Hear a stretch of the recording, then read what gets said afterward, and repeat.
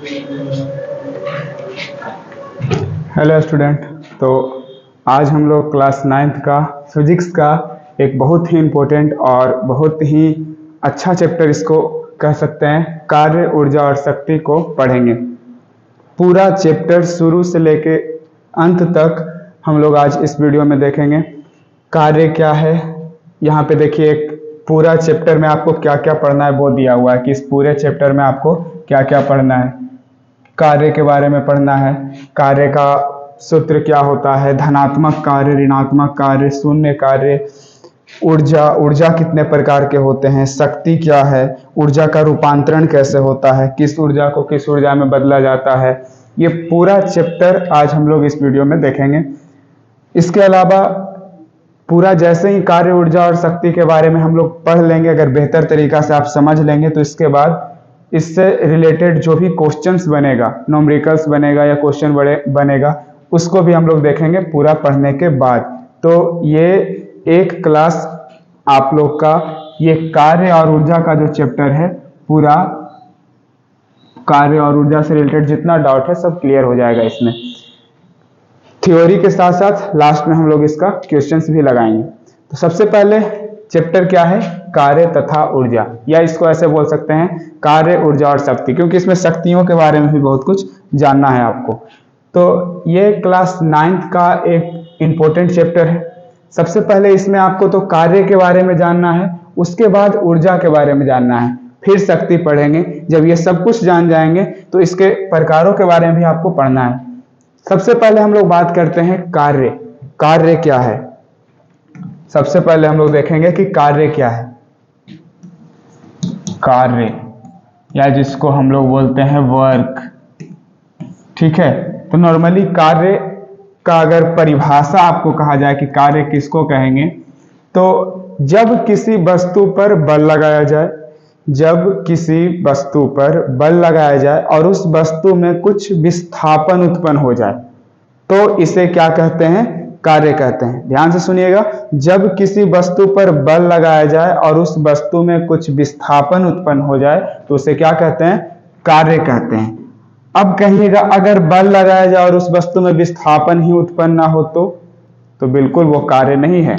अगर आप बल लगाएं और उस वस्तु में विस्थापन उत्पन्न नहीं हुआ तो आप इसे कार्य नहीं बोल सकते हैं। कभी भी आप तब कहेंगे कि कार्य हुआ जब आपके द्वारा लगाए गए बल का कुछ परिमाण निकले, कुछ उससे कह सकते हैं उस वस्तु में विस्थापन उत्पन्न हो। अब अगर इसमें मान लेते हैं कि ये कोई वस्तु है, यहां पर देखिए, नेक्स्ट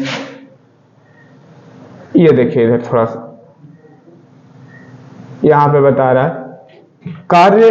अगर आप यहां से कार्य कर रहे हैं तो ये एक व्यक्ति है, ये बल तो लगा रहा है, किस चीज पर बल लगा रहा है, एक दीवार पर बल लगा रहा है। एक दीवार पर ये व्यक्ति क्या कर रहा है, बल लगा रहा है, उस दीवार को धक्का दे रहा है।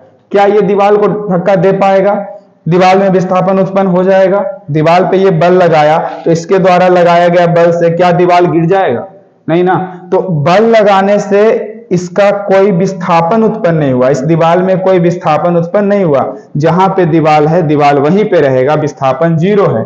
तो अगर किसी वस्तु पर बल लगाया जाए और उसमें विस्थापन उत्पन्न हो जाए तो उसे क्या कहते हैं, कार्य कहते हैं। यानी यहां पर हम क्या बोल सकते हैं कि इस वस्तु द्वारा किया गया कार्य शून्य है या कार्य नहीं हुआ। दूसरा एग्जाम्पल आप यहां पर देखिए, ये देखिए ये कोई व्यक्ति है, ये इस बड़े से पत्थर को ढकेल रहा है, चट्टान पर बल लगा रहा है, लेकिन क्या हो रहा है कि चट्टान में गति उत्पन्न नहीं हो रही है। बल तो लगा रहा है लेकिन चट्टान में गति उत्पन्न नहीं हो रही है। तो जब आप बल तो लगाएं लेकिन उस वस्तु में विस्थापन ना हो तो आपके द्वारा किया गया कार्य क्या होगा, शून्य होगा, यानी इसके द्वारा कोई कार्य नहीं किया गया। तो कार्य अभी हम क्या बोले, एक बार फिर से आपको ध्यान देना, जब किसी वस्तु पर बल लगाया जाए और उस वस्तु में विस्थापन उत्पन्न हो जाए तो उसे क्या कहते हैं, कार्य कहते हैं। ठीक है, कार्य को सूचित क्या चीज से करते हैं, W, W फॉर वर्क, तो कार्य को सूचित करते हैं W से। W बराबर होता है F इंटू S।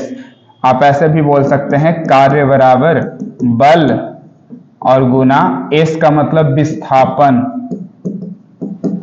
विस्थापन। किसी वस्तु पर लगाया गया बल और उसके विस्थापन के गुणनफल को कार्य कहते हैं। ये भी सही। अगर आप मैथमेटिकल परिभाषा डिफिनीशन बताना चाहते हैं तो बल, किसी वस्तु पर लगाए गए बल और उसमें उत्पन्न विस्थापन के गुणनफल को क्या कहते हैं? कार्य कहते हैं। या आप ऐसे बता सकते हैं कि जब किसी वस्तु पर बल लगाया जाए, उसमें कुछ विस्थापन उत्पन्न हो जाए तो इसे क्या कहेंगे?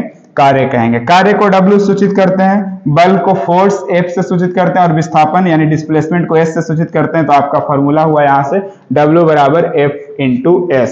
ठीक है। अब यहां देखिए बोल रहा है कि कार्य करने के लिए ऊर्जा की आवश्यकता होती है। आप कोई भी काम करते हैं तो उसके लिए आपको ऊर्जा चाहिए। तो मनुष्य, हम लोग जो सजीव हैं, मनुष्य है या जानवर लोग हैं, वो भी कार्य करता है और एक यंत्र भी काम करता है, एक मशीन भी कार्य करता है ना। जैसे आप किसी गाड़ी पर बैठे और गाड़ी आपको पटना पहुंचा दिया, भले चला तो आदमी रहा है लेकिन कार्य गाड़ी का भी है, आपको वहां तक पहुंचाया। तो एक मशीन, एक यंत्र, एक इंस्ट्रूमेंट भी कार्य करता है और एक सजीव, एक कह सकते हैं कि एक जीव भी कार्य कर सकता है। तो ये दोनों को कार्य करने के लिए कहीं ना कहीं क्या चाहिए? ऊर्जा चाहिए। तो जो सजीवों को कार्य करने के लिए भी ऊर्जा चाहिए और मशीनों को कार्य करने के लिए भी ऊर्जा चाहिए। तो सजीवों को कार्य करने के लिए जो ऊर्जा चाहिए वो कहां से प्राप्त होता है? उसे भोजन से प्राप्त होता है। अब जो कुछ भी हम लोग सजीव, हम लोग जो कुछ भी खाते हैं उससे जो कुछ भी हमें ऊर्जा मिलता है, उसी के ऊर्जा के बल पर हम लोग क्या कर पाते हैं? कोई भी कार्य कर पाते हैं। 2-4 दिन नहीं खाइए, आपको कुछ काम करने का नहीं होगा। उस तरह से मशीन भी कार्य करता है। तो इसे कार्य करने के लिए भी तो ऊर्जा चाहिए और इसको वो ऊर्जा कहां से मिलता है? ईंधन से मिलता है। अब आपके गाड़ी में तेल ही नहीं है, ईंधन ही नहीं है, तो अब वो गाड़ी आपके लिए कार्य करेगा? कुछ आपको लेके जाएगा? कहीं नहीं लेके जाएगा ना। तो हम सजीवों को कार्य करने के लिए भी ऊर्जा चाहिए और इन मशीनों को, यानी मशीन में ये सभी यंत्र आ गए, इन्हें भी कार्य करने के लिए कुछ ऊर्जा चाहिए। लेकिन इन सजीवों को कार्य करने के लिए जो ऊर्जा चाहिए उसे भोजन से प्राप्त होगा और मशीनों को कार्य करने के लिए जो ऊर्जा चाहिए वो उसे ईंधन से प्राप्त होगा। ठीक है। लेकिन ऊर्जा चाहिए, कार्य तब होगा जब क्या है? ऊर्जा है।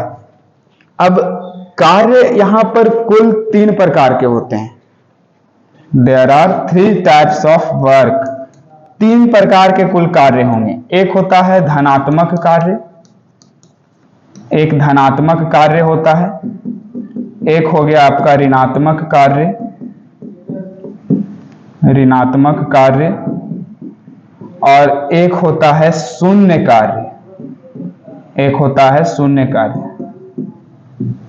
ठीक है। Positive work, negative work, zero work, 3 types का टोटल वर्क होता है। काम टोटल कितने प्रकार के होते हैं? 3 प्रकार के। धनात्मक कार्य भी होता है, ऋणात्मक कार्य भी होता है और शून्य कार्य भी होता है। अब ये किन किन केसों में होगा?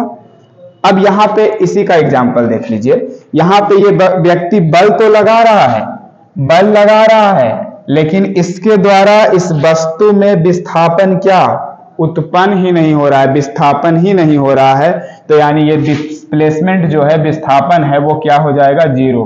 तो बल भले आप 100 न्यूटन का ही लगा दें, अगर विस्थापन ही 0 है तो बल गुना विस्थापन को कार्य कहते हैं, यानी गुना होकर आपको 0 मिलेगा। तो किया गया कार्य क्या है?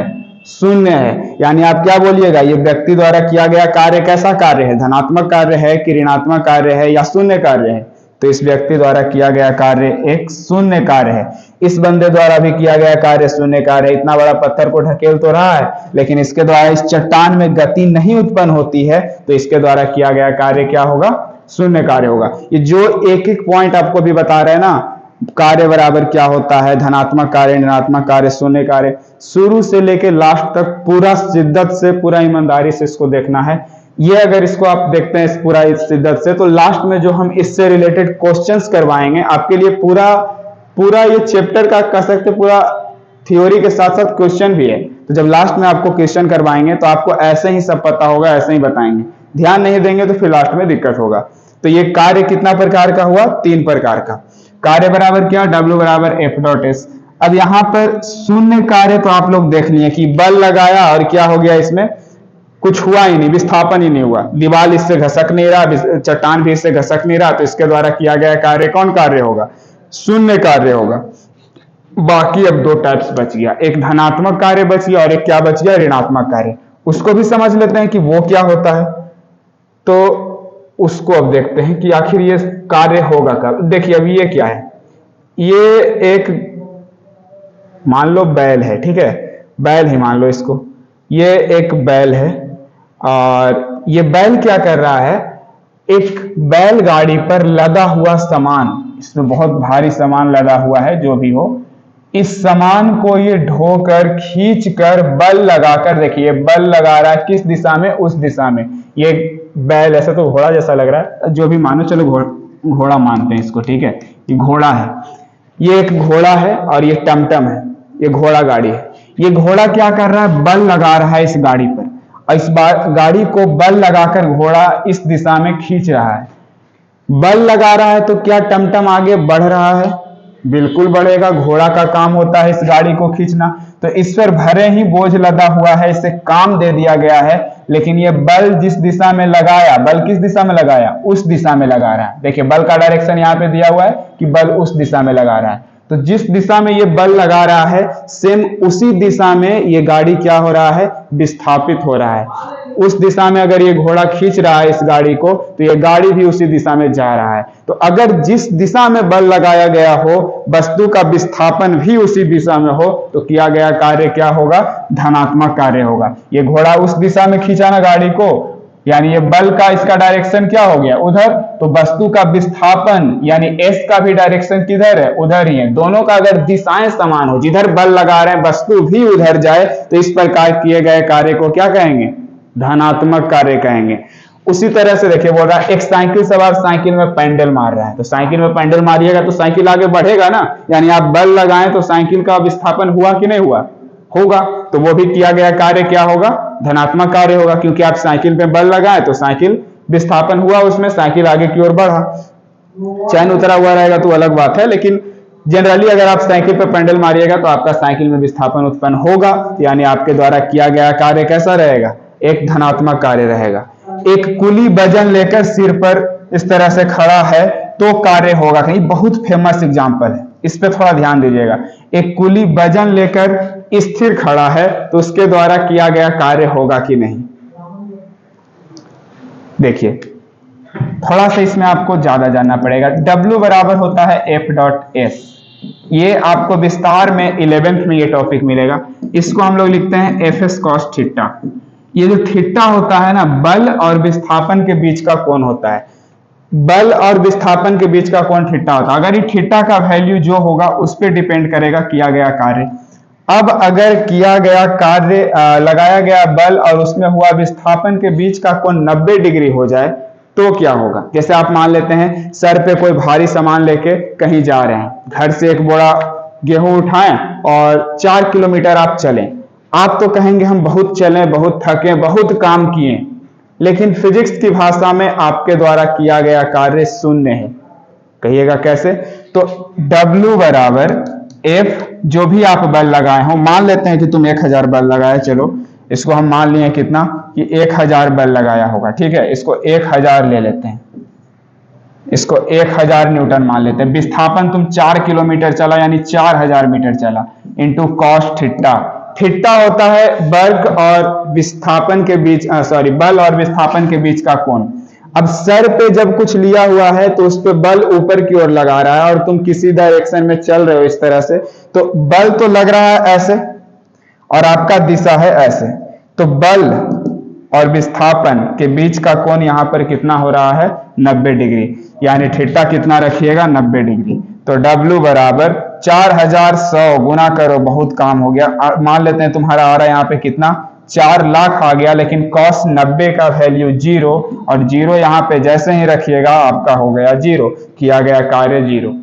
तो इस स्थिति में जब बल और विस्थापन के बीच का कोण कितना हो, 90 डिग्री हो, तो आपके द्वारा किया गया कार्य भी 0 माना जाएगा। ये एक स्पेशल केस है। इस तरह का ऑब्जेक्टिव पूछेगा तो थोड़ा सावधान रहिएगा जी। बहुत लोग मार देता धनात्मक कार्य, यहां से लेके उतना दूरी तक तय किए तब तो धनात्मक कार्य हुआ, लेकिन ये क्या होगा, एक शून्य कार्य होगा।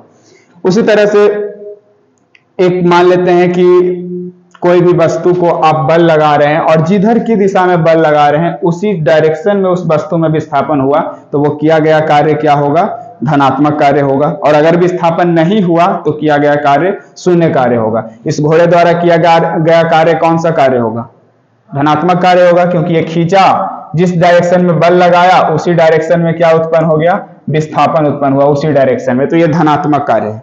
ठीक है, अब बचा कौन सा कार्य, अब बच गया ऋणात्मक कार्य। तो जरा अब ऋणात्मक कार्य पे आप लोग गौर करेंगे। ऋणात्मक कार्य, अब इसमें अगर यहां देखिए, ये जो बच्ची है इस कार पर बल लगा रही है, एक खिलौना वाला कार है, ओरिजिनल वाला नहीं। इस कार पर इस तरह से रस्सी बांधकर इसको खींच रही है, उस तरफ खींच रही है।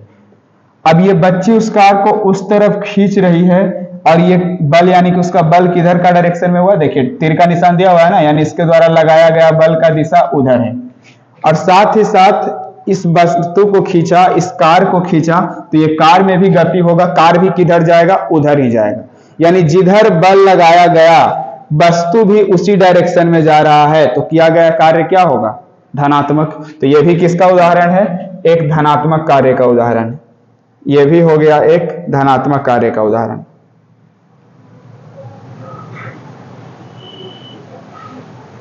उसी तरह से अब ऋणात्मक कार्य कब होगा, यहां से आपका होता है कि ऋणात्मक कार्य कब होगा। तो जब आप किसी वस्तु पर बल लगाएं, विस्थापन कैसे हो जाना चाहिए, जिस दिशा में आप बल लगा रहे हैं उसके विपरीत दिशा में अगर वस्तु में विस्थापन हो जाए। किसी किसी केस में ऐसा होता है कि आप जिस वस्तु पर बल लगा रहे हैं वस्तु में विस्थापन उस बल के विपरीत दिशा में हो रहा है, तो फिर आपका किया गया कार्य क्या होगा, ऋणात्मक कार्य होगा। इसके लिए क्या इंपॉर्टेंट एग्जांपल है, घर्षण बल। घर्षण बल आप लोग पढ़े होंगे। जब भी कोई वस्तु गति करता है तो धरती तल से या सतह से एक उसके विपरीत दिशा में बल कार्य करता है, जिसको घर्षण बल कहते हैं। ये हमेशा विपरीत दिशा में कार्य करता है, लेकिन कुछ होता नहीं है, आदमी जिधर जाना चाहता है उधर चल ही जाता है। तो विपरीत दिशा में बल कार्य तो कर रहा है, बल तो लगा रहा है, लेकिन वो कुछ कर पाया, बल जैसे अगर कोई इस तरह से चल रहा है आगे, तो जो घर्षण बल होगा सतह का उसको इधर रोकना चाहेगा, उधर ढकेलना चाहेगा, लेकिन वस्तु तो आगे चल ही जाएगा ना। तो ये बल तो इधर लगा है लेकिन विस्थापन उधर हो रहा है।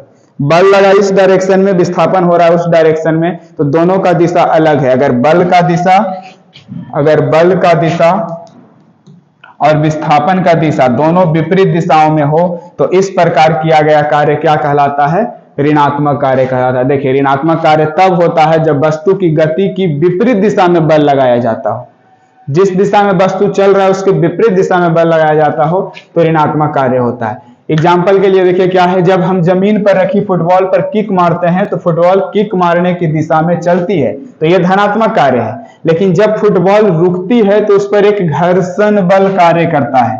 ये घर्षण बल से इंपॉर्टेंट एग्जाम्पल ही बनता है इस टॉपिक से ज्यादा। वो एक विपरीत दिशा में कार्य करता है, तो उस बल को आप क्या बोलेंगे, ऋणात्मक कार्य बोलेंगे। यहां से आप किक मारे इस फुटबॉल पर तो ये फुटबॉल उधर की ओर तो गया, तो आप तो धनात्मक कार्य ही किए, लेकिन इस फुटबॉल को रोकने के लिए धरती तल से एक विपरीत दिशा में बल लग रहा है, उस बल को घर्षण बल कहते हैं। तो ये बल तो लगता है विपरीत दिशा में, लेकिन फुटबॉल तो जाता है उसी दिशा में।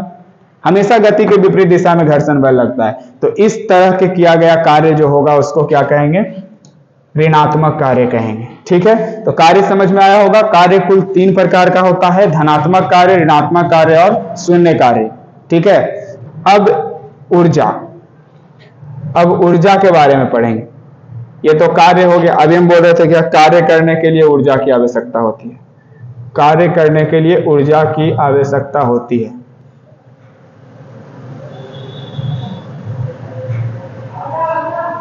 कार्य करने के लिए ऊर्जा की आवश्यकता होती है। तो ऊर्जा किसको कहते हैं, यहां से देखिए ऊर्जा सबसे सिंपल और सरल परिभाषा, कार्य करने की क्षमता को ऊर्जा कहते हैं। ठीक है, कार्य करने की क्षमता को ऊर्जा कहते हैं। ऊर्जा का अगर परिभाषा कहा जाए तो कार्य करने की क्षमता को ऊर्जा कहते हैं। ऊर्जा को क्या चीज से सूचित करते हैं, तो ऊर्जा को हम क्या बोलेंगे, अगर इंग्लिश में बोलेंगे तो एनर्जी बोलेंगे। ई फॉर एनर्जी, इसलिए ऊर्जा को सूचित किया जाता है ई से। किसी भी कार्य करने के लिए ऊर्जा की आवश्यकता होती है, पहले ही बोले हैं। तो अब ऊर्जा क्या है, तो कार्य करने के लिए जो क्षमता होती है उसे ऊर्जा कहते हैं। ऊर्जा का एसआई मात्रक जूल होता है, ये भी इंपॉर्टेंट पॉइंट याद रखिए। ऊर्जा का एसआई मात्रक जूल होता है, शॉर्ट फॉर्म में इसे जे लिखते हैं। ऊर्जा का एसआई मात्रक जूल होता है। ऐसे अगर सीजीएस मात्रक कहा जाए ऊर्जा का क्या होता है, तो अर्ग होता है। ऊर्जा का सीजीएस मात्रक अर्ग, लेकिन एसआई मात्रक जूल होता है। प्राय ऊर्जा को जूले में मापेंगे, लेकिन सीजीएस मात्रक अर्ग होता है। ठीक है। अब ऊर्जा के भी कुछ प्रकार होते हैं। देखिए यहाँ पर ऊर्जा के कितने प्रकार दे रखा है। ऊर्जा के यहाँ बहुत सारा प्रकार दे दिया। ऊर्जा के मुख्य रूप हैं गतिज ऊर्जा, उष्मीय ऊर्जा, विद्युत ऊर्जा, ध्वनि ऊर्जा, स्थितिज ऊर्जा, रासायनिक ऊर्जा, प्रकाश ऊर्जा, नाभिकीय ऊर्जा। ये सब बहुत सारे टाइप्स है ऊर्जा के, लेकिन हम आपको बताते हैं मुख्यतः ऊर्जा के 3 प्रकार होते हैं। मेनली रूप से 2 प्रकार होता है, तीसरा पॉइंट है जो उसी से बनता है। अगर ऊर्जा के प्रकार की बात करें, ऊर्जा के प्रकार, टाइप्स ऑफ एनर्जी, तो ऊर्जा कितने प्रकार के होते हैं? 2 प्रकार के। एक गतिज ऊर्जा, गतिज ऊर्जा, और दूसरा हो गया यांत्रिक ऊर्जा, यांत्रिक ऊर्जा। इसको बोलते हैं काइनेटिक एनर्जी, काइनेटिक एनर्जी,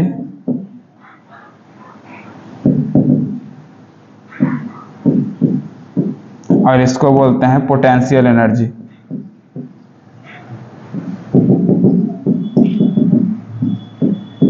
इसको बोलते हैं पोटेंशियल एनर्जी। ऊर्जा मुख्यतः एकदम 2 प्रकार का होता है, एक गतिज ऊर्जा और एक यांत्रिक ऊर्जा लिख दिए, ये स्थितिज ऊर्जा यहां पर कर लीजिएगा।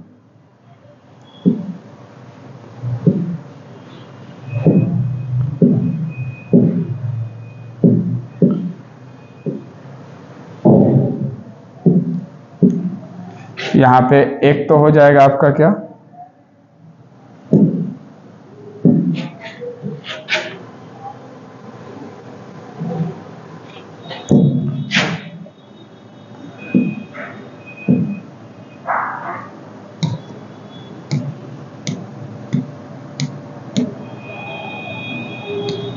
एक तो हो जाएगा गतिज ऊर्जा और दूसरा स्थितिज ऊर्जा। गतिज ऊर्जा को बोलेंगे काइनेटिक एनर्जी और स्थितिज ऊर्जा को बोलेंगे पोटेंशियल एनर्जी। अब ये दोनों के बारे में समझेंगे, उससे पहले आपको बता दें, नाम से क्या पता चल रहा है? गतिज ऊर्जा, जो किसी वस्तु के गति के कारण उसमें जो ऊर्जा निहित होगा, जब कोई वस्तु गति कर रही हो तो उसके कारण जो उसमें ऊर्जा निहित होगा उसको गतिज ऊर्जा कहेंगे। और किसी वस्तु के स्थिति तथा उसके संरूपण के कारण जो ऊर्जा उसमें निहित होगा उसे स्थितिज ऊर्जा कहेंगे। ठीक है। और एक और तीसरा, ये तो हो गया काइनेटिक एनर्जी, ये हो गया पोटेंशियल एनर्जी। एक तीसरा ऊर्जा होता है यांत्रिक ऊर्जा, एक तीसरा होता है यांत्रिक ऊर्जा, मैकेनिकल एनर्जी। तो गतिज ऊर्जा और यांत्रिक ऊर्जा, इन दोनों के योगफल को ही क्या कहते हैं? यांत्रिक ऊर्जा कहते हैं। इन दोनों के योगफल को यांत्रिक ऊर्जा कहते हैं। ऊर्जा के प्रकारों के बारे में अब पढ़ेंगे। देखिए यहां से आ गया आपका ऊर्जा।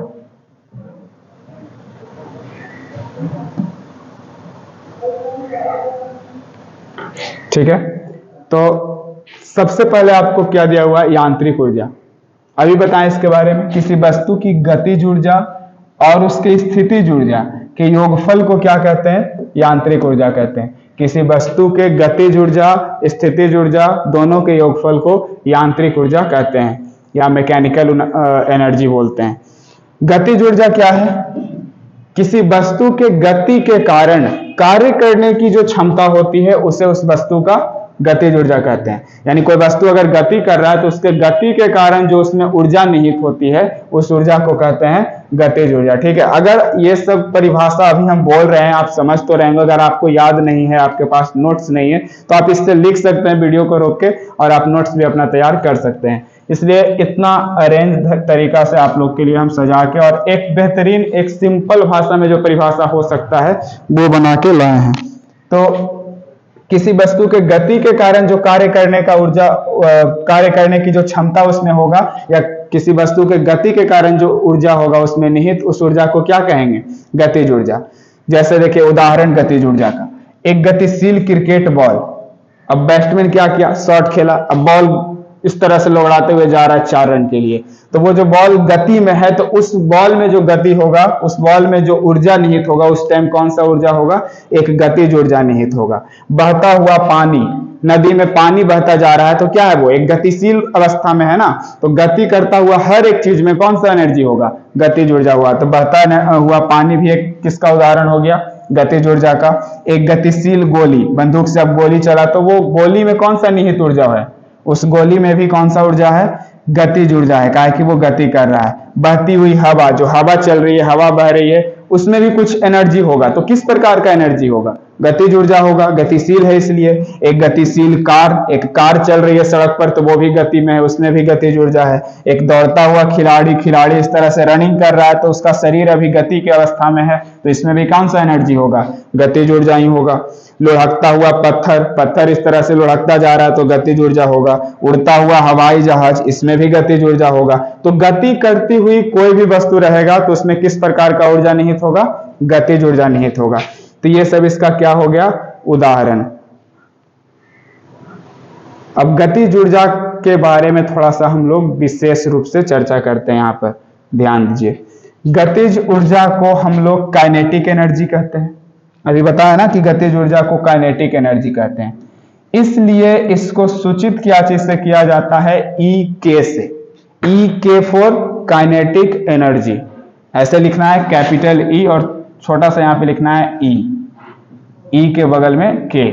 ई के से सूचित किया जाता है किसको? गतिज ऊर्जा को। गतिज ऊर्जा के लिए फॉर्मूला होता है 1/2 mv²। ये किसके लिए व्यंजक है? गतिज ऊर्जा का सूत्र है 1/2 mv²। ये देखिए यहाँ पे इस तरह से तरीका से प्रूव करके यहाँ पे हम लोग ले आए हैं 1/2 mv²। तो गतिज ऊर्जा अगर किसी भी पिंड में, किसी भी वस्तु में उसके द्रव्यमान और वेग के कारण आपको गतिज ऊर्जा निकालने का बात आए तो आप क्या यूज करेंगे? ई के बराबर 1/2 mv²। इससे नोमरिकल आगे मिलने वाला है तो अभी हम आपको करा देंगे नोमरिकल, अभी थोड़ा ध्यान देंगे, आगे बढ़ते हैं इससे। अब देखिए कौन सा ऊर्जा आ गया यहाँ पर? स्थितिज ऊर्जा पढ़ने से पहले थोड़ा सा गतिज ऊर्जा से रिलेटेड हम लोग एक नोमरिकल कर लेते हैं। गतिज ऊर्जा से रिलेटेड एक नोमरिकल कर लेते हैं। हालांकि नोमरिकल यहाँ पे हम सॉल्व करके लाए, सॉल्व किया हुआ है, लेकिन इसको थोड़ा सा पहले सॉल्व करेंगे खुद से। इसको क्या करेंगे? मिटा देंगे। इसको पहले हम मिटा देते हैं यहाँ से।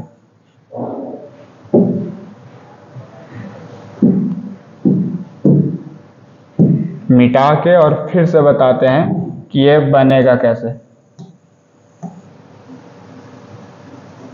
क्वेश्चन बस रहेगा और सॉल्व करेंगे फिर से। इसको क्लियर कर दिए, साफ कर दिए। क्वेश्चन है 15 केजी द्रव्यमान की एक वस्तु, ये क्वेश्चन दिया हुआ है, 15 केजी द्रव्यमान की एक वस्तु 4 मीटर प्रति सेकंड के वेग से गतिशील है। 15 केजी द्रव्यमान की एक वस्तु 4 मीटर प्रति सेकंड के वेग से गतिशील है।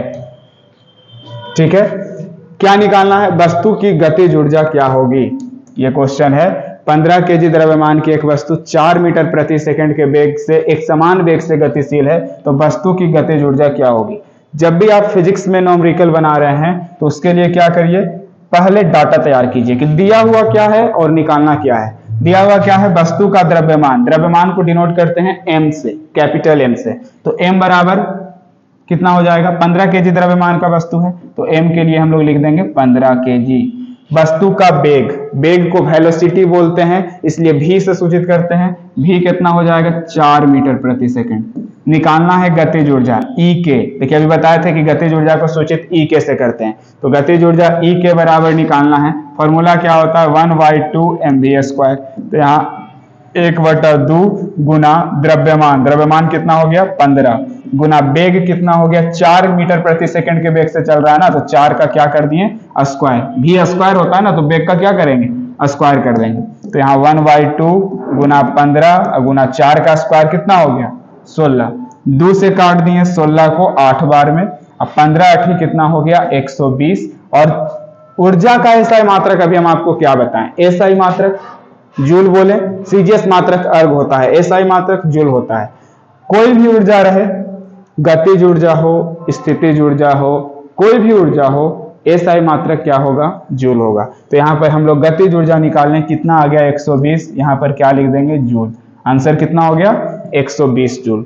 यानी गतिज ऊर्जा का जो ये व्यंजक अभी आया था ना 1/2 mv², इसका यूज करके आप गतिज ऊर्जा निकालना हो किसी भी वस्तु का तो आप इस प्रकार निकाल सकते हैं। ठीक है, देखिए वस्तु की गतिज ऊर्जा कितना होगी 120 जूल है। इस प्रकार आप सोल्व कर सकते हैं। तो एक दो नॉमरिकल इस तरह से हर टॉपिक में बीच बीच में हम इसमें लाए हुए हैं कि आपका नॉमरिकल भी क्लियर रहे। फिजिक्स है, नॉमरिकल से बच तो नहीं सकते हैं। अब देखिए दूसरा क्या मिला आपको, गतिज ऊर्जा पढ़ लिए, तो अब क्या आ गया स्थितिज ऊर्जा। स्थितिज ऊर्जा किसको कहते हैं, किसी वस्तु में वस्तु की स्थिति या इसके आकार में परिवर्तन के कारण जो कार्य करने की क्षमता होती है उसे क्या कहते हैं स्थितिज ऊर्जा। किसी वस्तु के स्थिति या इसके आकार में परिवर्तन के कारण कार्य करने की जो क्षमता होती है उसे क्या कहते हैं स्थितिज ऊर्जा कहते हैं। अब किसी भी वस्तु का जो आकार होगा या उसका स्थिति होगा उसके परिवर्तन के कारण जो उसको कार्य करने की क्षमता होगा उसको क्या बोलेंगे स्थितिज ऊर्जा। ये पहले ही बताया था आपको कि नाम से ही पता चल रहा है कि स्थिति और आकार में परिवर्तन के कारण जो ऊर्जा निहित होगा उस वस्तु में उसको क्या बोलेंगे स्थितिज ऊर्जा। स्थितिज ऊर्जा को हम लोग इंग्लिश में बोलते हैं पोटेंशियल एनर्जी, इसलिए इसको सूचित क्या चीज से करते हैं ईपी से सूचित करते हैं। पी यहाँ पे ऐसे लिखना है पोटेंशियल एनर्जी, ईपी मतलब पोटेंशियल एनर्जी, तो ईपी से सूचित करते हैं। ईपी बराबर होता है mgh। ये भी एक महत्वपूर्ण सूत्र है जिसे आपको याद रखना है, इससे भी रिलेटेड आगे नॉमरिकल मिलेगा जो हम आपको कराएंगे।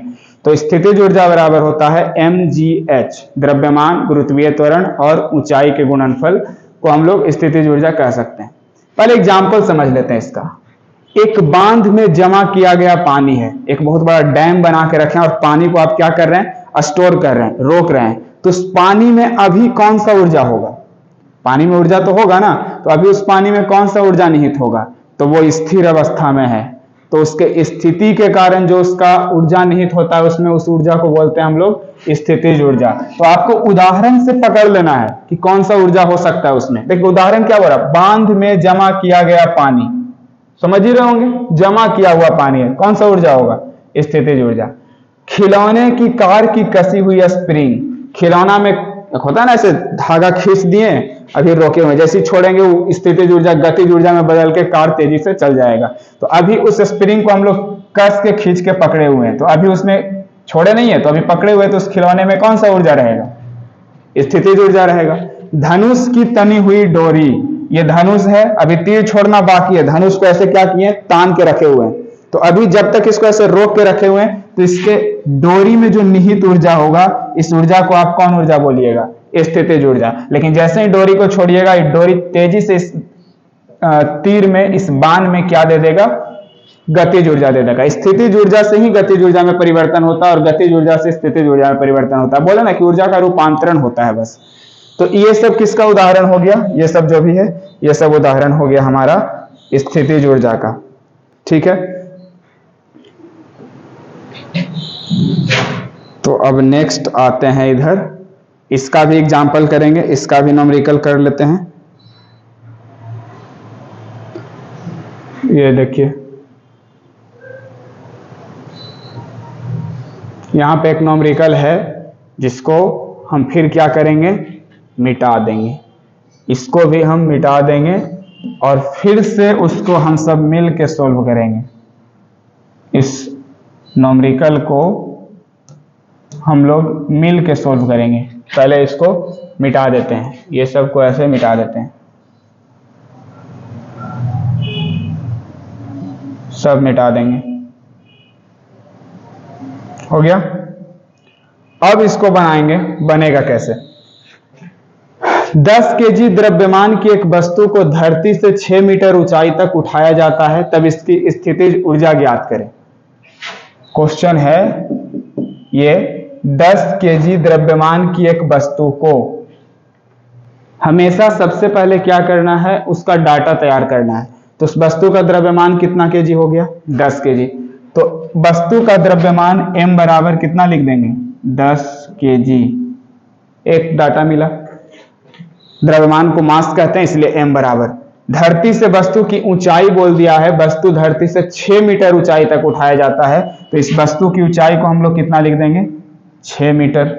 एक और चीज मिला, तो इसकी स्थितिज ऊर्जा ज्ञात करें। स्थितिज ऊर्जा यानी ये निकालना है, काइनेटिक एनर्जी, वस्तु की स्थितिज ऊर्जा या ईपी बराबर भी लिख के आप क्या कर सकते हैं, वाट। बस इतना करना है, जो दिया हुआ है उसको लिखना है, जो निकालना है उसको वाट करना है। अब क्वेश्चन है कि ईपी निकालें, ईपी से सूचित करते हैं स्थितिज ऊर्जा को। स्थितिज ऊर्जा ईपी बराबर क्या पढ़े हैं, mgh, तो mgh लिख दिए।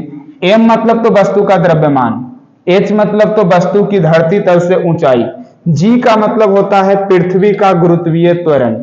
याद है आपको पृथ्वी का गुरुत्वीय त्वरण कितना होता है, इससे पहले आप लोग 9th में पढ़े होंगे गुरुत्वाकर्षण नाम का चैप्टर, उसमें दिया होगा पृथ्वी का गुरुत्वीय त्वरण वैसे तो आमतौर पे होता है 9.8 मीटर प्रति सेकंड स्क्वायर।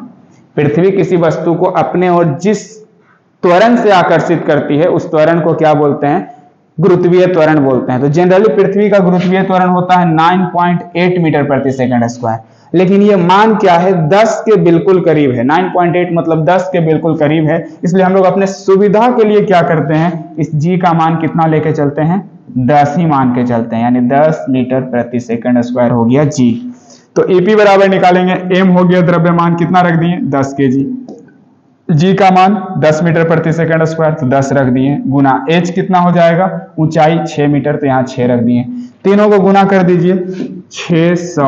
और स्थितिज ऊर्जा हो, गतिज ऊर्जा हो, कोई भी ऊर्जा हो, सबका ऐसा मात्रा क्या हो गया, जूल, तो 600 जूल। वस्तु की स्थितिज ऊर्जा कितना है, 600 जूल है। कोई दिक्कत इस तरह का न्यूमेरिकल करने में, बन जाएगा। इस तरह का अगर कुछ भी पूछा स्थितिज ऊर्जा से रिलेटेड, या इससे पहले पढ़े थे गतिज ऊर्जा से रिलेटेड, अगर कुछ भी पूछा तो फिर बनाने में अब दिक्कत नहीं होना चाहिए। अब आगे बढ़ते हैं, इससे न्यूमेरिकल में तो दिक्कत नहीं होगा। अब इससे थोड़ा सा आगे आते हैं। अब देखिए एक बहुत ही इंपॉर्टेंट नियम पढ़ना है यहाँ पे, ऊर्जा संरक्षण का नियम। एक बहुत ही इंपॉर्टेंट नियम, ऊर्जा संरक्षण का नियम। ये ऊर्जा संरक्षण का नियम या ऊर्जा संरक्षण का सिद्धांत, ये नियम क्या कहता है कि ऊर्जा को ना तो कभी उत्पन्न किया जा सकता है और ना ही ऊर्जा को कभी समाप्त किया जा सकता है। केवल और केवल ऊर्जा का क्या किया जा सकता है, रूपांतरण किया जा सकता है। देखिए जब ऊर्जा का एक रूप से या एक रूप ऊर्जा से दूसरे रूप में रूपांतरित होता है तब कुल ऊर्जा की मात्रा अचर रहती है। यानी ऊर्जा की ना तो उत्पत्ति हो सकती है और ना ही विनाश हो सकता है। तो अभी हम यही बोल रहे थे ना कि ऊर्जा को ना तो उत्पन्न किया जा सकता है और ना ही उसे नष्ट किया जा सकता है, केवल ऊर्जा को एक रूप से दूसरे रूप में क्या किया जा सकता है, रूपांतरित किया जा सकता है। ऊर्जा कभी ना समाप्त होगा ना उत्पन्न होगा। जैसे अब मान लेते हैं कि हम लोग अभी बहुत कुछ खाए पिए तो बहुत एनर्जी हम लोग के अंदर, अभी आप 1-2 घंटा दौड़िएगा तो आप कहिएगा पूरा एनर्जी लॉस्ट हो गया। तो एनर्जी लॉस्ट तो हो नहीं सकता, एनर्जी तो कभी खत्म ही नहीं होता, तो फिर खत्म कैसे हो गया, खत्म नहीं हुआ, ऊर्जा का क्या हुआ, रूपांतरण हुआ। आपके अंदर अभी जो एनर्जी था, आप दौड़े रनिंग किए तो वो उस ऊर्जा, आपके शरीर के अंदर जो ऊर्जा था वो गतिज ऊर्जा में बाहर निकल गया। आप कोई मान लेते हैं, आप अभी हम पढ़ा रहे हैं, अभी इससे पहले हम अगर खाना खाए होंगे तो मेरे अंदर जो ऊर्जा होगा, यहाँ पर हम 1 घंटे से अगर बोल रहे हैं तो मेरा जो ऊर्जा था, मेरा जो स्टोर ऊर्जा था वो ध्वनि ऊर्जा में बाहर निकल गया। तो ये ऊर्जा क्या हो गया, ध्वनि ऊर्जा में रूपांतरित हो गया, समाप्त नहीं हुआ। ये बात याद रखिएगा। अभी हम खाएं तो जो ऊर्जा था मेरे अंदर, अभी बोले तो वो ध्वनि ऊर्जा में रिलीज हो गया बाहर, समाप्त नहीं होता, सिर्फ क्या होता है, उसका रूपांतरण होता है। यही कहता है ऊर्जा संरक्षण का नियम। कि हमेशा ऊर्जा का एक रूप से दूसरा रूप में रूपांतरण होता है, कभी समाप्त नहीं होता है। ठीक है, अब कुछ एग्जाम्पल लेंगे जिसके थ्रू आप बताइएगा कि ऊर्जा का रूपांतरण किस प्रकार होता है। अभी हम आपको बोल रहे हैं एक कुछ मान लेते हैं, हम ये बताएं मोमबत्ती, मोमबत्ती इस तरह का क्वेश्चन आपको मिलता है देखने के लिए, ये किस ऊर्जा को किस ऊर्जा में रूपांतरित करेगा? मोमबत्ती किस ऊर्जा को किस ऊर्जा में रूपांतरित करेगा? तो मोमबत्ती एक रासायनिक पदार्थ का बना हुआ है, एक मोम का बना हुआ है, तो इसमें जो ऊर्जा निहित होगा उस ऊर्जा को कहेंगे रासायनिक ऊर्जा, रासायनिक ऊर्जा। और जैसे ही आप इसको जला दिए तो ये जलने के बाद आपको क्या दे रहा है? प्रकाश दे रहा है, लाइट दे रहा है, ताप दे रहा है, मतलब कुछ उष्मा दे रहा है ना। तो ये क्या किया मोमबत्ती? इस रासायनिक ऊर्जा को बदल दिया किस ऊर्जा में? प्रकाश तथा उष्मा ऊर्जा में। ताप को उष्मा बोलते हैं, प्रकाश तो दिया और जो गर्मी उत्पन्न किया, उष्मा उत्पन्न किया, ताप उत्पन्न किया, तो प्रकाश तथा उष्मा ऊर्जा में किसको बदला? इस रासायनिक ऊर्जा को रूपांतरित किया प्रकाश तथा उष्मा ऊर्जा में। इसी तरह से भी और एग्जाम्पल ले लेते हैं। अभी एक और एग्जाम्पल की बात कर लेते हैं। क्या ले लें? मान लो बल्ब बता दो, विद्युत बल्ब, विद्युत बल्ब, इलेक्ट्रिक बल्ब, ये भी किसी ऊर्जा को किसी दूसरे रूप में रूपांतरित करता होगा ना। तो किस ऊर्जा को किस ऊर्जा में बदलता है, यही तो आपको बताना है। विद्युत बल्ब को हम लोग क्या देते हैं? विद्युत देते हैं, करंट देते हैं, तो हम लोग देते हैं इसको विद्युत ऊर्जा, और ये उस विद्युत ऊर्जा को किस ऊर्जा में बदल देता है? जब ये जलता है तो प्रकाश देता है और उष्मा देता है, तो ये विद्युत ऊर्जा को क्या किया? प्रकाश तथा उष्मा ऊर्जा में बदल दिया। तो यहां पर क्या हो रहा है? ऊर्जा नष्ट नहीं हो रहा है। आप बहुत ज्यादा लाइट जला दिए तो आपका एनर्जी लॉस्ट नहीं हो गया, करंट, वही विद्युत ऊर्जा किस चीज में रूपांतरित हो गया? प्रकाश और उष्मा ऊर्जा में रूपांतरित हो गया। इसी प्रकार बहुत सारे एग्जाम्पल है, बहुत सारे यंत्र हैं जिसे आप देखेंगे तो आपको ये समझ में आएगा कि ऊर्जा खत्म तो नहीं होता है, बस उसका क्या हो जाता है? रूपांतरित हो जाता है। चलिए एक एग्जाम्पल और लेते हैं, इस बार आप लोग को बताना है। हम क्या ले लेते हैं? चलो ये बता दो, ये होता है साउंड, जिसको आप लोग क्या बोल सकते हैं? स्पीकर बोल सकते हैं, स्पीकर, या इसको हम लोग बोलचाल की भाषा में साउंड बोलते हैं, या आपके घर में जो भी बजने वाले यंत्र होते होंगे वो सब आ गए। ये क्या करता है? आप इसको पहले क्या देते हैं? विद्युत देते हैं, तो आप इसको कौन सा ऊर्जा दिए? विद्युत ऊर्जा। अब वो इस विद्युत ऊर्जा को खत्म नहीं किया, इस विद्युत ऊर्जा को क्या चीज में बदल दिया? ध्वनि ऊर्जा में बदल दिया।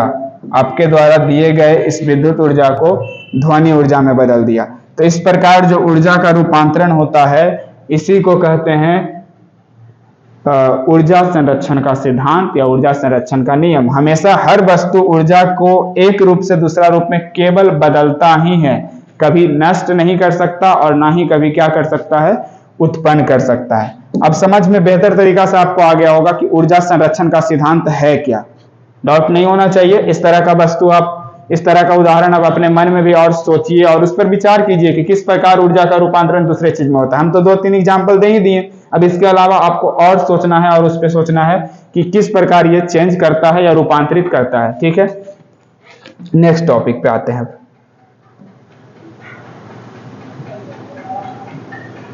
अब नेक्स्ट, अब पढ़ना है आप लोग को शक्ति के बारे में। ऊर्जा हो गया, अब शक्ति, पावर।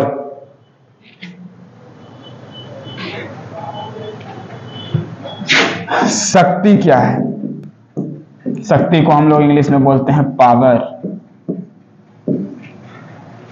सबसे शॉर्ट, सबसे सिंपल और साधारण परिभाषा है 9th क्लास के विद्यार्थियों के लिए।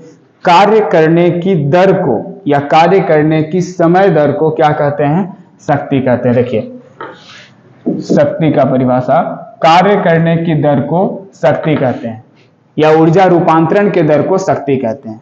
ठीक है, तो कार्य करने का जो दर होता है उसे शक्ति कहते हैं। एक लाइन का परिभाषा अभी सुन के ही आपको याद हो गया होगा, कार्य करने की दर को शक्ति कहते हैं। शक्ति को हम लोग इंग्लिश में बोलते हैं पावर, यानी P फॉर पावर। इसलिए शक्ति को सूचित क्या चीज से किया जाता है?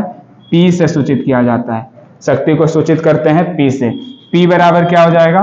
W/T, कार्य करने का दर। इसको अगर शक्ति का बात करें तो शक्ति परिभाषा से ही देखिए तो शक्ति कार्य करने का जो दर होता है ना, दर मतलब समय बटा समय को क्या कहते हैं? शक्ति कहते हैं। तो कार्य बटा समय को बोलते हैं शक्ति। इसी को शॉर्ट फॉर्म में लिखेंगे तो कार्य को हम लोग बोलते हैं P फॉर पावर, सॉरी शक्ति को बोलते हैं P फॉर पावर, और कार्य को बोलते हैं W से सूचित करते हैं वर्क। तो ये हो गया W और बटा में आ गया आपका समय। तो P बराबर क्या फॉर्मूला मिला? W/T, याद रहेगा। अब इससे रिलेटेड जो न्यूमेरिकल मिलेगा आपको, न्यूमेरिकल सब चीज से रिलेटेड लाए हैं, उस पर भी चर्चा करेंगे, लेकिन इससे पहले इसके मात्रक पे भी विचार करते हैं। अगर शक्ति का आपसे कहा गया SI मात्रक क्या होता है, तो शक्ति का SI मात्रक निकालिएगा तो कार्य का SI मात्रक क्या होता है? जूल बटा समय का SI मात्रक सेकेंड। तो आप क्या बोल सकते हैं? जूल प्रति सेकेंड। शक्ति का SI मात्रक क्या हो गया? जूल प्रति सेकेंड। लेकिन इस जूल प्रति सेकेंड के जगह पे एक अलग ही शक्ति का मात्रक यूज किया जाता है, वाट। वाट जनरली एक जेम्स वाट नाम के एक वैज्ञानिक थे, जिनके सम्मान में उनके आदर में इस शक्ति का SI मात्रक क्या दे दिया गया? वाट। वैसे जूल प्रति सेकेंड गलत नहीं होगा, लेकिन इसी का दूसरा नाम दे दिया गया वाट। ठीक है, तो शक्ति का SI मात्रक क्या होगा? वाट। वैसे शक्ति के और भी कई मात्रक होते हैं, ये वाट बहुत ही छोटा मात्रक है। SI यूनिट तो है लेकिन बहुत ही छोटा मात्रक है। बड़े बड़े मात्रक इसके कई सारे हैं, जैसे कई बड़े बड़े यंत्र है, उसकी शक्ति की बात की जाए तो उसका शक्ति किलोवाट में बोला जाता है। बड़े बड़े यंत्रों की शक्ति क्या चीज में मापा जाता है? किलोवाट में। 1 किलोवाट में कितना वाट हो जाएगा? किलो लगा समझिए 1000, तो 1 किलोवाट में कितना वाट? 1000 वाट होता है। उस तरह से मेगावाट में भी इसका मेजरमेंट किया जाता है। 1 मेगावाट में 10 के पावर 6 वाट हो जाता है। तो ये सब बहुत बड़े बड़े किलोवाट, मेगावाट, ये सब क्या है? बहुत बड़े बड़े मात्रक है शक्ति के। अश्व शक्ति भी शक्ति के मात्रक होते हैं, जिसको हॉर्स पावर बोलते हैं, HP बोलते हैं, शॉर्ट फॉर्म में HP बोलते हैं। अश्व शक्ति, हॉर्स पावर, तो एक अश्व शक्ति में 746 वाट होते हैं। तो ये सब शक्ति के अन्य मात्रक हैं, जिसका यूज किया जाता है बड़े बड़े यंत्रों के शक्तियां ज्ञात करने में या उसे मापने में। ठीक है, अब इससे रिलेटेड कुछ न्यूमेरिकल पे बात करते हैं। देखिए यहां पर एक न्यूमेरिकल भी लाए हैं, इसको पहले सॉल्व करेंगे। लेकिन सॉल्व किस प्रकार करेंगे? इसको पहले हटा लेंगे, उसके बाद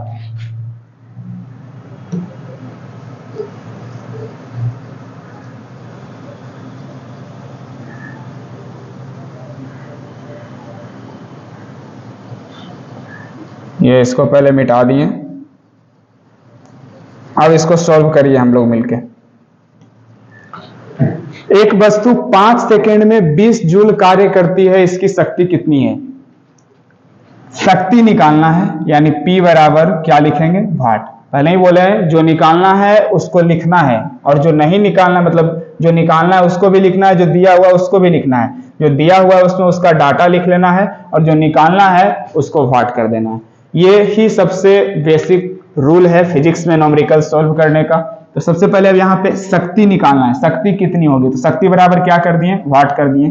किया गया कार्य दिया हुआ है कि कितना कार्य किया गया? 20 जूल। तो यहाँ पे W बराबर क्या लिख दिए? 20 जूल। दूसरा निकालना है समय, समय दिया हुआ कितना? 5 सेकेंड। तो समय बराबर यहाँ पे कितना लिख देंगे? 5 सेकेंड।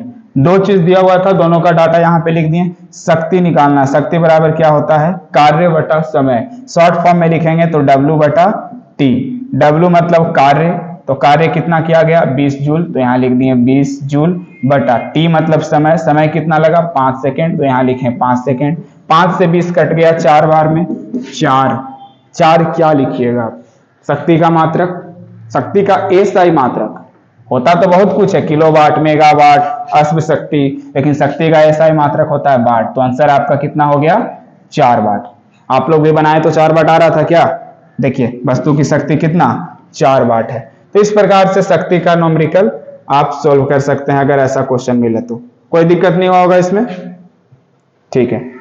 तो इस प्रकार शक्ति तो आप निकाल सकते हैं। अब शक्ति से रिलेटेड कुछ और जानकारी यहां पर देखिए। विद्युत ऊर्जा, विद्युत ऊर्जा मतलब आपके घर में जो मीटर लगा हुआ है, बिजली बिल का मीटर लगा हुआ है, उसमें भी शक्ति का कहीं ना कहीं आप उपयोग करते हैं। जो विद्युत ऊर्जा आता है उसको विभिन्न रूपों में आप उपयोग करते हैं। अगर आप उससे साउंड बजा रहे हैं तो आपका विद्युत ऊर्जा का किस रूप में रूपांतरण करके उपयोग कर रहे हैं, ध्वनि ऊर्जा में बदल के उपयोग कर रहे हैं। आप बल्ब जला रहे हैं तो उससे आप क्या किए, उस विद्युत ऊर्जा को प्रकाश तथा ऊष्मा रूप में बदल दिए। तो इस प्रकार विद्युत ऊर्जा का भी आप उपयोग करते हैं। तो वहां पे जो विद्युत ऊर्जा का उपयोग किया जाता है उसको किस मात्रक में मापा जाता है, तो किलोवाट घंटा में मापा जाता है। शॉर्ट फॉर्म में kWh कहते हैं, या उसी को आप क्या बोल सकते हैं, किलोवाट घंटा। क्योंकि जूल जो है ऊर्जा का बहुत ही छोटा मात्रक है, जूल ऊर्जा का बहुत ही छोटा मात्रक है। अगर आपके घर में मीटर चेक करने वाला आता है जो आपको बताता है कि आपके यहाँ 30 यूनिट का बिल आया है, आपके यहाँ 50 यूनिट का बिल आया है, तो ये यूनिट का मतलब ही होता है किलोवाट घंटा। इस किलोवाट घंटा को ही बोलचाल के भाषा में हम लोग बोलते हैं, 1 किलोवाट घंटा को ही 1 यूनिट बोलते हैं, या इस 1 यूनिट को ही एक बोर्ड ऑफ ट्रेड यूनिट बोलते हैं, यानी BOT बोलते हैं। तो बोर्ड ऑफ ट्रेड यूनिट या यूनिट या फिर किलोवाट घंटा, ये सब क्या होता है, ऊर्जा का ही मात्रक होता है, लेकिन ये सब बड़े मात्रक हैं। 1 किलोवाट घंटा जो होता है ना, 1 किलोवाट घंटा 3.6 गुना 10 के पावर 6 जूल ऊर्जा के बराबर होता है। तो कितना बड़ा मात्रक है, इतना। इसको अगर सोल्व कीजिएगा तो 36 पर 5 जीरो दे दीजिए, कहाँ दहाई सैकड़ा हजार 10,000 लाख 10 लाख, 36 लाख जूल के अकेले बराबर होता है 1 किलोवाट घंटा या 1 यूनिट। तो ये काफी बड़ा मात्रक है। इसलिए ऊर्जा जो विद्युत ऊर्जा उपयोग किया जाता है वो आपको क्या चीज में बताया जाता है, आपके बिल में यूनिट में बताया जाता है। अगर आके बता दिया जूल में कि आप कितना जूल ऊर्जा उपयोग किए हैं, तो पता चला कि अगर आप 2 यूनिट भी ऊर्जा उपयोग किए हैं, 2 यूनिट भी, हालांकि इतना कम तो किसी के यहाँ नहीं, 20-30 यूनिट चल ही जाता है, लेकिन अगर 2 यूनिट भी यूज किए हैं तो आपको जूल में पता है कितना बताएगा। 1 यूनिट जूल का, 1 यूनिट जो होता है वो जूल में हो जाता है कितना, इकाई दहाई सैकड़ा हजार 10,000 लाख 10 लाख 36 लाख। 2 से डबल कर दीजिए, कहेगा 2 यूनिट में ही 72 लाख जूल ऊर्जा उपयोग किए। सुनने वाला को तो बड़ा अजीब लगेगा, 72 लाख। तो इसलिए ये बहुत छोटा मात्रक है। ज्यादातर हम लोग उपयोग करते हैं किसका, बड़े मात्रकों का उपयोग करते हैं, यानी किलोवाट घंटा या यूनिट का उपयोग करते हैं। ठीक है, तो इतना था आपके इस पूरे कार्य, ऊर्जा और शक्ति वाले चैप्टर में। अगर शुरू से लेकर, स्टार्टिंग से लेकर अभी तक आप लोग पूरा बढ़िया से, पूरे शिद्दत से समझे होंगे, तो इस चैप्टर में दिक्कत तो अब आपको नहीं होने वाला है। ये आपको कैसे अब कंफर्म करें हम कि दिक्कत नहीं होगा, देखिए इस चैप्टर से रिलेटेड कुछ क्वेश्चन है। क्या ये क्वेश्चन अब आप लोग से बनेगा? अगर बनेगा तो आप लोग समझें, नहीं बनेगा तो फिर से देखिए, आपको समझ में नहीं आया है। यहां पे पहला क्वेश्चन है, कार्य को परिभाषित करें। कार्य का परिभाषा लिखना है, नहीं बन जाएगा। तो ये सब जितना भी क्वेश्चन दिया हुआ है ना, कार्य और ऊर्जा के मात्रक लिखें, शक्ति का परिभाषित करें, जूल क्या है, ये सब जो कुछ भी है, धनात्मक कार्य, ऋणात्मक कार्य, शक्ति को परिभाषित करें, वाट का मतलब क्या होता है, किलोवाट घंटा किसका मात्रक है, ये सब जो कुछ भी है, ये सब कुछ अभी तक हम बता चुके हैं। तो आपको क्या करना है, ये सब क्वेश्चन बना के देखना है कि आपसे बनता है कि नहीं। अगर बन जाता है तो यकीन मानिए आप कार्य, ऊर्जा और शक्ति पूरे बढ़िया से समझ चुके हैं। ठीक है, और भी कुछ क्वेश्चन है, उसको भी देख लेते हैं। देखिए और भी कुछ क्वेश्चन है, न्यूमेरिकल भी है। न्यूमेरिकल तो हम सभी टॉपिक से रिलेटेड एक एक करवा ही दिए, लेकिन यहाँ पे भी और भी न्यूमेरिकल है जिसको आपको करके देखना। देखिए गतिज ऊर्जा से आप क्या समझते हैं, इसका सूत्र लिखें। गतिज ऊर्जा का परिभाषा लिखना है, और सूत्र क्या होता है, 1/2 mv²। किसी वस्तु की गतिज ऊर्जा किस किस बात पर निर्भर करता है, स्थितिज ऊर्जा, ऊंचाई दोगुना कर देंगे तो क्या हो जाएगा, किलोवाट घंटा में कितना जूल होता है, अभी बताएं, 3.6 गुना 10 के पावर 6 जूल होता है। ऊर्जा संरक्षण का नियम लिखना है। ये सब कार्य किन किन बात पर, ये देखिए एक न्यूमेरिकल है जिसमें आपको कार्य निकालना है, ये इसमें गतिज ऊर्जा निकालना है, सब कुछ डाटा दिया हुआ है, निकालना क्या है, गतिज ऊर्जा निकालना है। तो ये सब जितना भी क्वेश्चन है, देखिए इधर भी नीचे भी एक न्यूमेरिकल है, ये सब जो कुछ भी न्यूमेरिकल वगैरह है आपको क्या करना है, बना के खुद से सोल्व करके देखना है। और अगर ये सब न्यूमेरिकल आपसे बनता है तो आप मान सकते हैं कि कार्य, ऊर्जा और शक्ति का टॉपिक आपको बहुत ही बढ़िया तरीका से समझ में आया है। उम्मीद करते हैं आप सब पूरा चैप्टर बढ़िया से समझे होंगे। अब आप लोग ये क्वेश्चंस भी बना के देखेंगे। धन्यवाद।